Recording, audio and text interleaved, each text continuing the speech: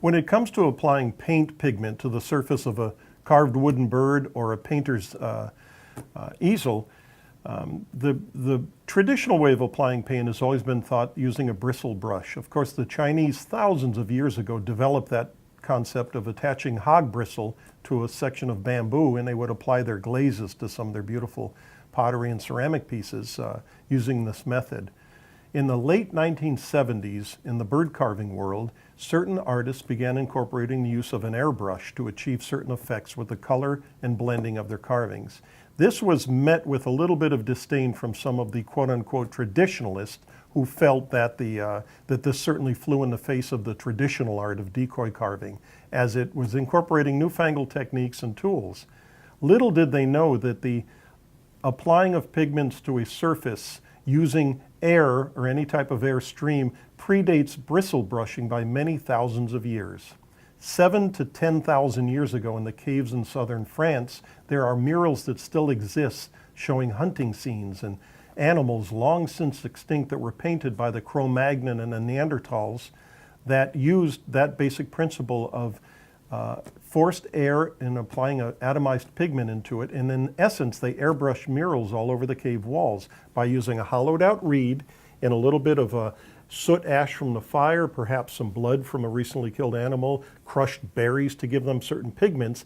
And even handprints showed up on the cave walls, and they would just basically take their straw, put it in the pigment, cover it with their thumb, and then they would introduce the airstream and the pigments, and it would atomize that pigment and distribute it on the surface. This method of applying paint predates bristle painting by many thousands of years. Airbrushing is a very simplistic, beautiful way to apply color, but it has its drawbacks. It could be very seductive.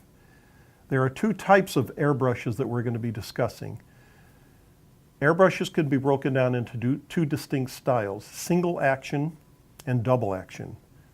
Simply stated, single action airbrushes require simply pressing down on a nozzle. The harder you press, the more forceful the air or the pressurized propellant comes out of the nozzle, and more paint is introduced. A good example of a single action airbrush is a simple can of commercially available spray paint that you can buy in any hardware or a home improvement store. You press down, the harder you press, the more pigment and the more force comes out, hence the more application of color. A double action airbrush gives you infinitely more control because when you press down, you are introducing just compressed air into the tool itself. And then when you pull back on the trigger, you're introducing pigment into that airstream in various increments, and it atomizes the pigments and giving you a very subtle distribution of that paint pigment.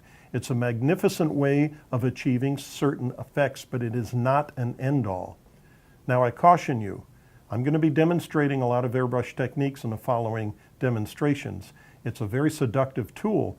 The more confidence you get with an airbrush and the better you get with it, it's going to begin calling you in to use it more and more. You have to resist the temptation of over airbrushing your birds. What I say is you want to avoid the velvet Elvis painting trap.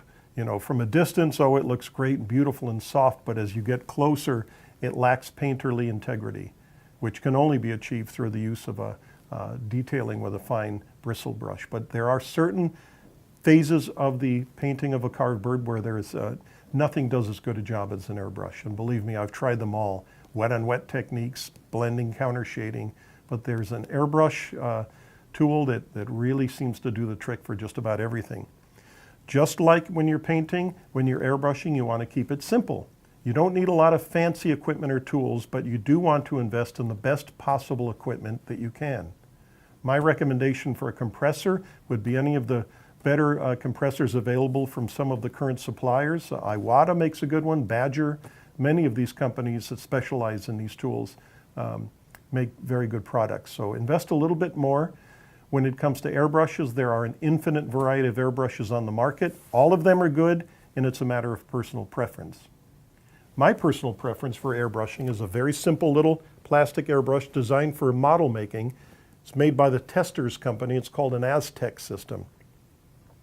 In essence, it's just a plastic airbrush with a very easy to remove nozzle for cleaning, because one of the key aspects to airbrushing effectively is to keep your tools clean. You can take the nozzle right out, take it apart and clean it, put it right back into the main body of the airbrush, and you're ready to go. The cup comes off. It can be set up for left or right hand configuration. It's just a great little brush. I like it. It's lightweight. It's very simplistic. It's inexpensive. And it stands up to a lot of abuse. And believe me, in my studio and during the course of my seminars, my tools get used quite heavily. And this is a little workhorse. It works very, very well. So in the ensuing instructions, we're going to talk about airbrush setup, how to keep it clean, and certain things about the troubleshooting of an airbrush. Like any tool, it requires practice, patience, and stick-to-itiveness. And it's with that type of persistence that you will gradually get a little bit better with this tool.